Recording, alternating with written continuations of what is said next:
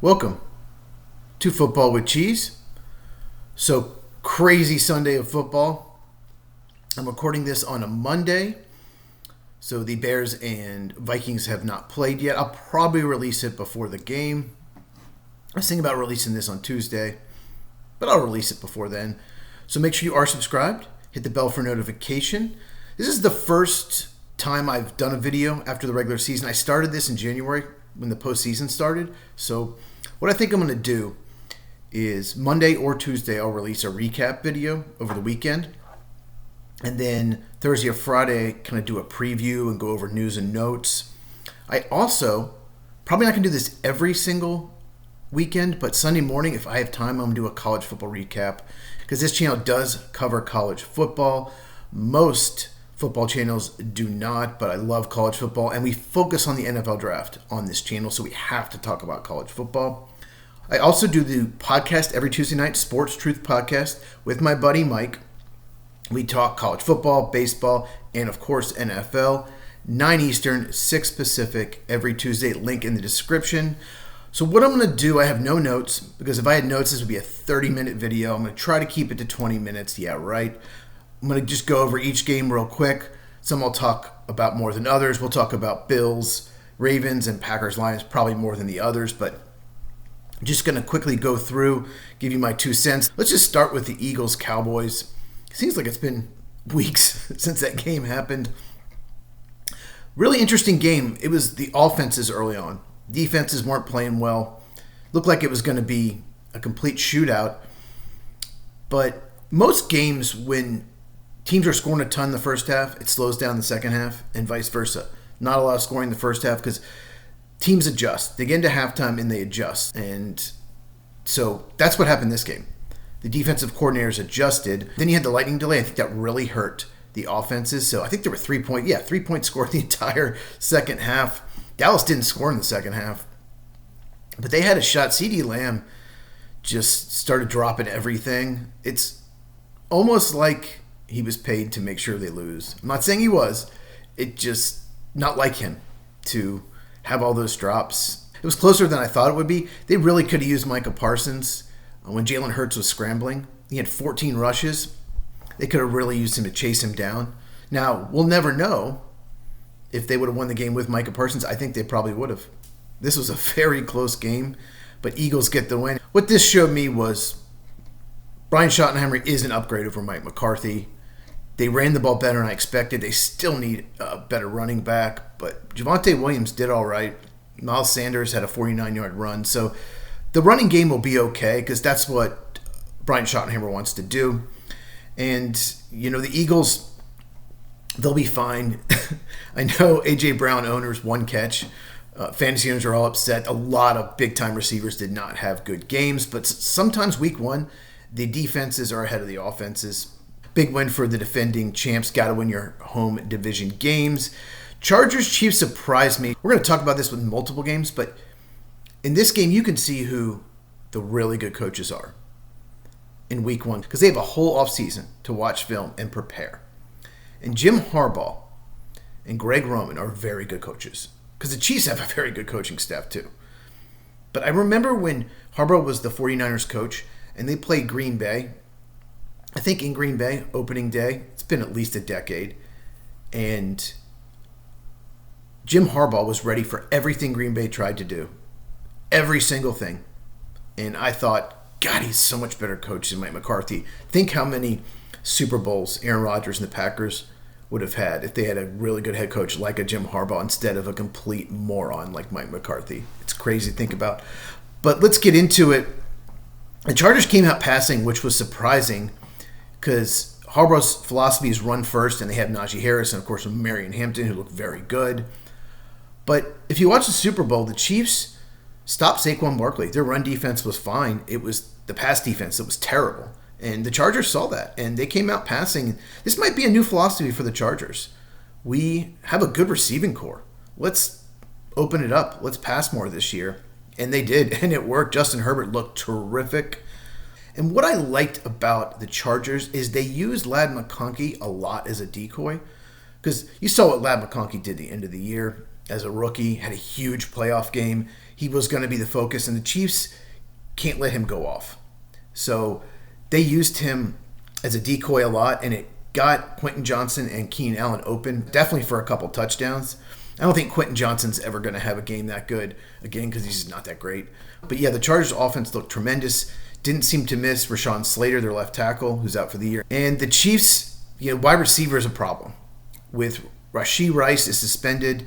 Xavier Worthy is out for a while. Hollywood Brown got 16 targets, but at this point in his career, he's nothing great. When Travis Kelce had a 37-yard catch on a blown coverage, but he's just not nearly what he used to be. This team could be in a little trouble. And they got the Eagles next. So, great win for the Chargers. Even though it was in Brazil, basically was their home game. Like we just said, you got to win your home division games because it's so hard to win road division games in the NFL. All right, we're going to quickly go through some of these games. I didn't watch it a lot. Jacksonville 26, Carolina 10. What the heck are you doing, Panthers? What happened? I thought the Panthers would be one of the most improved teams in the NFL. Maybe Jacksonville finally has a good coach. I know they upgraded defensive coordinator with Kevin Campanile. I think that's his name. I probably didn't say that right, but a huge upgrade over Ryan Nielsen. If you have not checked out, I'll link them in the boxes. I did every reason to make or break the season for each team. I did NFC and AFC, and I talked about how the Jaguars have upgraded their coaching staff, especially defensive coordinator, and Liam Cohen coming over from Tampa looks to be much improved.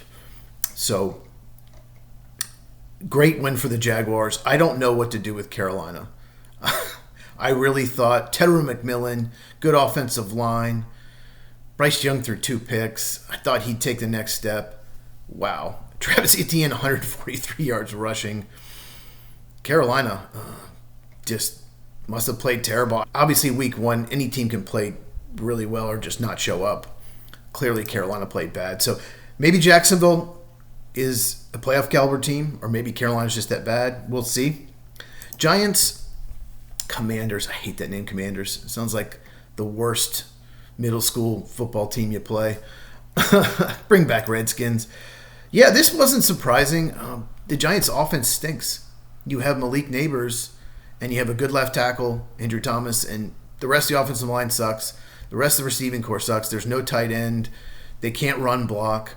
I think the running backs, Tyrone Tracy, Cam Scadaboo, and Devin Singletary combined for 15 carries for 30 yards. That's not getting it done. On the flip side, Ja'Cory Krosky-Merritt looks like the guy, 10 carries, 82 yards, and a touchdown. I was going to draft him in fantasy, but somebody took him around before I had him. I think I pivoted to Denver's defense, so I'm not complaining. But, or Bill Krosky-Merritt, as he wants to be known for some reason. That's kind of weird. But Deebo Samuel had a big game. That's huge for Washington. They need a second weapon besides Terry McLaurin. And Terry McLaurin, 2 catches. We talk about A.J. Brown, 1 catch. We'll talk about it with other receivers. I was getting texts from my friends who have Terry McLaurin, who have A.J. Brown, who have Jamar Chase, just complaining, why aren't they catching the ball more? I was complaining back about Nico Collins. He's on my fantasy team, but big win for Washington. I don't necessarily believe their defense is going to be this good, but they played a terrible offense. But you still have Brian Burns getting 2 sacks. Thibodeau looked pretty good. Abdul Card, the rookie, looked good. So Washington still is susceptible to pass rush. We'll see. They play Green Bay this Thursday, who had a really good pass rush against the Lions. We'll talk about that in a second. But, yeah, not surprising. Washington's just better than the Giants. I really like the Giants' defense. When we did the podcast, we did the top 10 defenses at the end of the show this past Tuesday. I had the Giants 6th. I don't think they'll finish in the top 10 because the offense is so bad. They're going to be on the field so much. But Giants got to do something on the offense in the offseason. And putting Jackson Dart out there now would be a mistake, in my opinion, because he doesn't have a lot of help around him. I think they should play Cam Scadaboo more just because he breaks tackles much better than Singletary or Tracy. So at least put someone out there that has good contact balance, can break tackles, because that offensive line is terrible. Pittsburgh Jets. So I was flipping between this game and Tampa, Atlanta. The Jets, had a horrible special teams fumble. Probably outplayed Pittsburgh, but Well, this was such a strange game because over-under was like 37-38. Everyone thought it would be a defensive struggle, like a 16-13, 17-10, something like that. But wow, the offenses were ahead of the defenses. I mentioned how you can tell how good a coordinator is or a head coach is just by how prepared they are for week one because they have all off season. Arthur Smith had a tremendous game for the Steelers. Play calling, he was getting players open. He knew that Sauce Gardner was going to follow DK Metcalf around. He did, at least for the most part. I don't know if the whole game, like I said, was flipping. He made sure to spread around because they don't have a great receiving core, although Calvin Austin really stepped it up. If he has a breakout year, that could really help the Steelers. And then Tanner, I'm not going to say his last name right. The new offensive coordinator of the Jets, his name is Tanner Engstrand. I think that's how you say it. He called a great game too. And Justin Fields had a really good game. If you watch the video, Make or Break, Justin Fields was not a bad quarterback for the Bears. He just didn't trust himself enough. Didn't throw the ball on time. He held it too long. And there were some plays where he threw it on time and he looked good. And that pass to Garrett Wilson, that touchdown was perfect. Right in the breadbasket. Really, the Jets lost this game for the fumble, and then they kept going for two and failing. But Aaron Rodgers looked tremendous. This game shocked a lot of people. The offenses were great, and the defenses, not so much. Sauce Gardner, Quinn Williams both had great games. The rest of the defense, not really. And I'll say one more thing about the Jets. If you know me, I watch offensive line. I know I'm weird. Especially replays, because I've already seen where the ball goes. And it looked like, to me, Armand Membu held up really well against the Pittsburgh Steelers pass rush, which that's just really hard to do. He looks like an absolute steal right now. It's one game, but he held up really well, and that's big for the Jets moving forward. And as far as the Steelers go, wow. If their offense is like this the whole year, they're going to be really good. But just surprised their defense wasn't better. One of the few games where the offenses were ahead of the defenses. We'll talk about the Bills and Ravens in a second.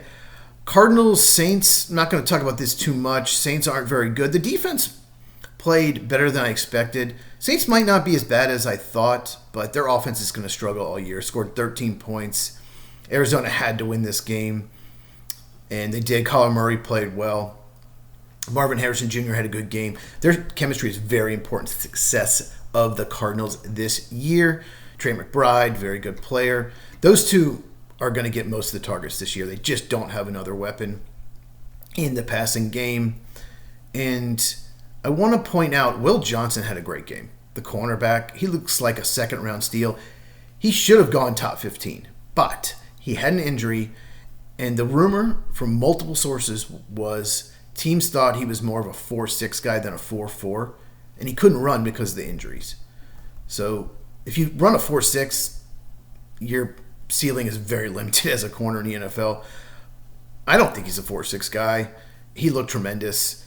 And this Cardinals defense could be much improved. He just looks like an absolute steal. I love the pick at the time. Wait till they get Walter Nolan back from injury. He was their first-round pick. Raiders, Patriots. So here's the thing with the Patriots. It could go two ways with them. I could see them as a playoff team. I could see them winning 5 games. And everything in between. They look like the 5-win team. The offense still looks pretty bad. Drake May just needs more help. Need more help around him. And got to give the Raiders credit. They couldn't run the ball with Ashton Gianti, but Geno Smith played well. Threw for 362 yards. Brock Bowers did get hurt, should be fine. But yeah, Brock Bowers and Jacoby Myers are going to get most of the targets this year. But huge win for the Raiders. Already 1-0 on the road. They have a very tough division. And New England, they're young. And they're going to have games like this. And they're probably going to have games where they upset someone really good. But they're still probably at least a year away. Next up, we have... Dolphins, Colts. So if you watch the Sports Truth podcast, me and Mike are both really down on the Dolphins this year. I picked the Saints. Mike did too, to pick first in the draft. If I could re-pick, I would actually pick the Dolphins. They're horrible. The Colts look pretty good. I mean, the Colts have so many good weapons on offense, and the offensive line was outstanding. If you watch the AFC video make or break, what could break them was new starters at center and right guard, Tanner Bortolini and Matt Goncalves. Both looked like they held up fine. The whole offense was tremendous. Made Daniel Jones look good. Look, Daniel Jones is going to probably have a good year. Not a great year, but probably have a good year just because of the talent around him. Tyler Warren, how did he not go in the top 10? He's an absolute stud. It looks like Michael Pittman and Tyler Warren are going to get a lot of the targets. Not so much for Josh Downs. I really thought Josh Downs could lead them in targets. We'll see. It's just one game. It was just a slaughter. The Dolphins are a disaster. Tua did not play well. They're terrible on the offensive line. They look terrible on the defensive line, even though there's some talent there. The corners are awful for the Dolphins. It's just going to be a disaster. Tyreek Hill's going to be a distraction. They're going to have to trade him because he's just going to be a distraction, and Mike McDaniels is not going to survive this. The Dolphins are horrible. Because, look, the Colts offense looks good, but I don't think they're a contender. They could be a playoff team for sure, but Dolphins are going to face better teams than this. Just a total disaster for Miami. Cincinnati, Cleveland. So we mentioned coaches that have all off season to prepare. Jim Schwartz is an outstanding defensive coordinator for the Browns. He was not a good head coach for the Lions. Did not go well. But he's always been a good defensive coordinator. He did such a good job scheming this game to hold the Bengals to what he did. Burrow threw for, says 113 yards. Chase Brown only ran for 43 yards. Jamar Chase 2 catches, T. Higgins 3 catches. Tremendous job by Jim Schwartz. But they lost. Probably should have won. Kicking issues. There were kicking issues in a lot of games. Missed an extra point, missed a field goal, lost by 1.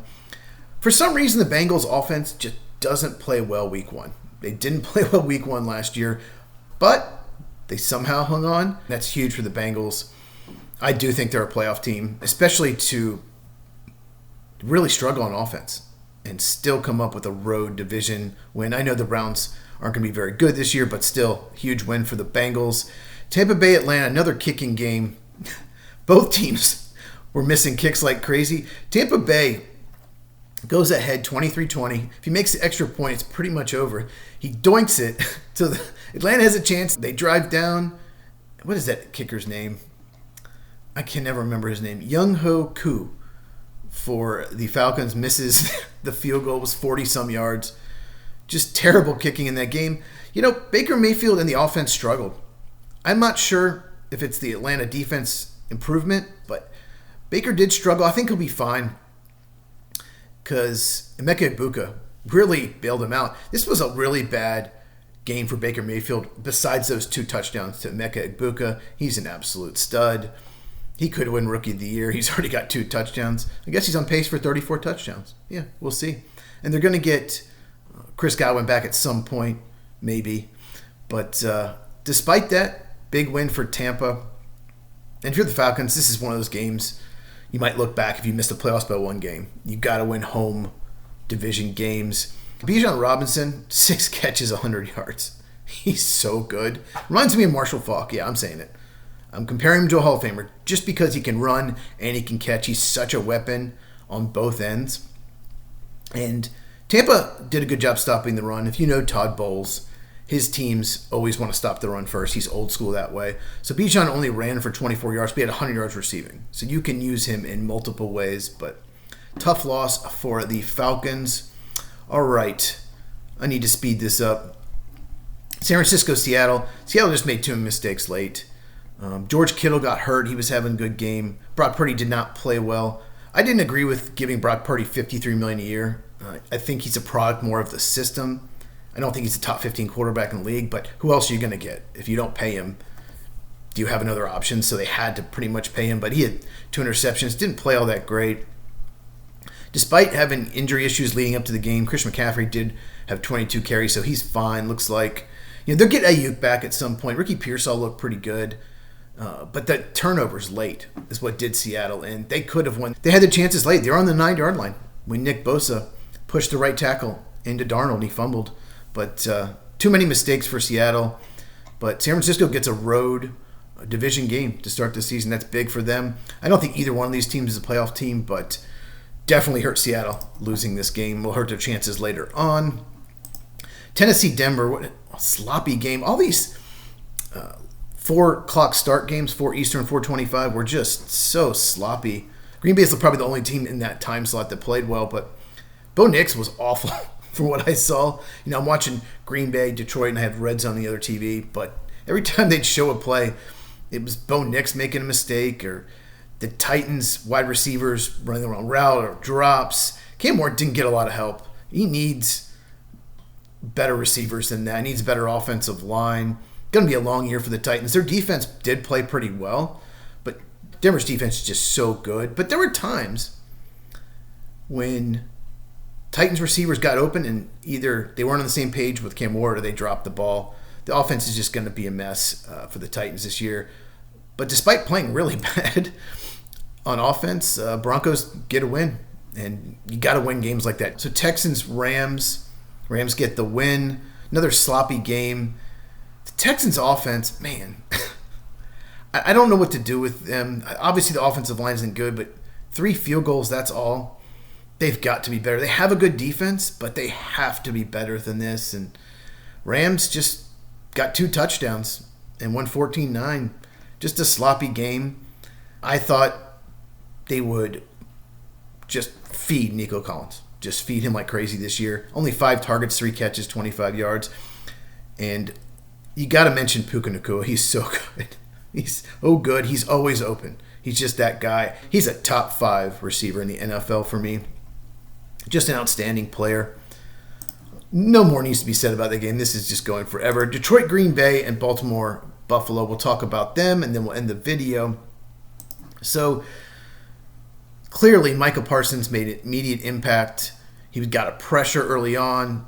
He caused an interception. They started double-teaming him. They lined him up inside. Pretty much had to double-team him because he was getting pressures. He did get a sack late. Jordan Love looked outstanding early on. The Lions could not get pressure with their front 4. They had to start blitzing later. They did a good job stopping Josh Jacobs, but it didn't matter. And one thing that kind of annoyed me, though, it was clear that the Lions were overmatched in this game. But it was like 17-3 and 17-6. And Matt LaFleur does this. Gets up 2 scores in the second half and just gets so conservative. Let's not make a mistake. And they end up going 3 and out. He did it a lot of times last year. Most of the time they still won the game. They won it this time. But it's really frustrating because the Lions were struggling at pass defense. And Terrion Arnold, who was having a good game, their corner, was out with injury. It was time to put them away. And Matt LaFleur just gets so conservative. Run on first down, run on second down, run on third down, punt. Really frustrating, especially because Lions were stopping the run. But, the interception by Evan Williams was huge because the Lions were driving. But Lions just dink and dunked it. They could not hit plays down the field. And I think losing Ben Johnson really showed up in this game. The play calling was very vanilla. There wasn't anything exotic. Ben Johnson is probably the best play designer in the NFL. He's now the head coach of the Bears. More on that in a second. But great win for Green Bay. Their offensive line looks improved. The defense looks really good. Still a little worried about the run defense if they get behind, but they can rush the passer. They have so many guys now, especially if you double team Micah Parsons. Great win for Green Bay. They look like one of the best teams in the NFC. I have so much more I want to say about this game, but the video is getting long. I'll just say this, though. The Lions' interior offensive line is not nearly as good as it was last year. Kevin Zeitler signed with the Titans. Frank Ragnow retired. Big downgrades, in my opinion. Graham Glasgow, the center, did not play well. The right guard, Tate Rutledge, the rookie, really struggled. He would have been better off, in my opinion, redshirting a year and just getting stronger. Re-signing Zeitler would have been a good move to me because he was getting bull rushed. He does not have a strong lower half. He's got to get stronger. Probably be fine in year 2 because he's a good athlete. He's talented, but really struggled in this game. Big win for Green Bay, and they got a quick turnaround. Washington at home. They can't play the same style. They were just running at Goff. Goff can't move. Goff does not have much mobility. So they were just speed rushing, power rushing at the quarterback. You can't do that with Jaden Daniels because he'll just run away. He can scramble. So they'll have to have a different game plan, but I trust Jeff Hafley. He will probably be a head coach in the NFL next year, the defensive coordinator of the Packers. One more game to talk about, Buffalo, Baltimore. Holy crap. What a crazy finish. Looked like Buffalo had it. It was 40-25, and the fumble with about 4 minutes to go by Derrick Henry. Cannot fumble late. Put two hands on the ball. No matter what, even if you go 3 and out and have to punt, you're up 15. Horrible fumble. They get the touchdown, get it back, get another touchdown, get it back again, kick the game-winning field goal. Holy crap. That was insane. Buffalo had no business winning this game. And the thing is, Derrick Henry was playing so well. And the Buffalo defense, we talked about in the make or break video, it's got to be better. They won a game where they gave up 40 points at Detroit last year. They won another game giving up 40 points. In the playoffs, you're not going to win playing defense like this. Like I said, they were lucky to win it. Derrick Henry averaged 9.4 yards per carry. Lamar Jackson averaged 11.7. Buffalo's defense, especially run defense, is bad. And Ed Oliver had a good game. Rest defense, not so much. But it's encouraging. Khalil Shakur and Keon Coleman played really well. So receiving core not going to be an issue. Dalton Kincaid had a touchdown. Even though they don't have that number one guy, the receiving core played pretty well. A little disappointing Baltimore's defense. On paper, I thought they were a lot better, but they don't look better at all. They were playing Buffalo, who's amazing offense, but Kyle Hamilton's outstanding at safety, but most of the rest of the defense just didn't look good to me. Big game for scoregami fans. If you don't know what that is, it's a score that's never happened before in NFL history. There's never been a 41-40 game, so we have a scoregami. And Jair Alexander really struggled. The Packers moved on from him. They didn't miss him at all. Nothing against him personally, but they were right to move on from him. He did not look good. And this game is really important because if the Ravens and Bills tie for the best record in the AFC, which is possible, if they both go 13-4, 14-3, or whatever, Buffalo wins the tiebreak. They can get home field advantage and get the bye. They got the Ravens at home last year in the playoffs and won by 2 points. So it's huge having this game at home. Okay, this is longer than I expected. I'll have to find a way to go quicker on these recaps. I won't, but I'll try. Tonight, Bears-Vikings. Let's do a prediction. I'm actually going to take the Bears. Shocking. I know if you watch my videos, I think Caleb Williams isn't it. But they improved so much on offense, the weapons, the offensive line, and I trust Ben Johnson. I think he's the best offensive mind in the game. He's going to have some plays to get Colston Loveland or Luther Burden or DJ Moore or Roma Dunze, hopefully, it's my fantasy team. He's going to scheme to get them open somehow. And I know Brian Flores is a great defensive coordinator as well. Should be really fun to watch. But the Vikings are favored by 1.5 on the road. So I'll take the Bears plus 1.5. I know, I can't believe I'm saying it. Even though I really like Minnesota this year, but still, the quarterback's unknown. He's never played, J.J. McCarthy. So I think the Bears take it. We'll see. Make sure you subscribe, hit the bell for notification. Give me a thumbs up. Really helps with the channel. Comment down below. Helps the algorithm. Comment about any of these games. Let me know if you agree, disagree, anything I didn't point out. I had a lot more to say, but this video was going to take an hour. It really was. Share this with anyone who loves football, college football, NFL, draft, because we're trying to grow the channel here. Check these out if you have not. Also, check out my articles, PackersTalk.com. I write a weekly Green Bay Packer article. Link in the description.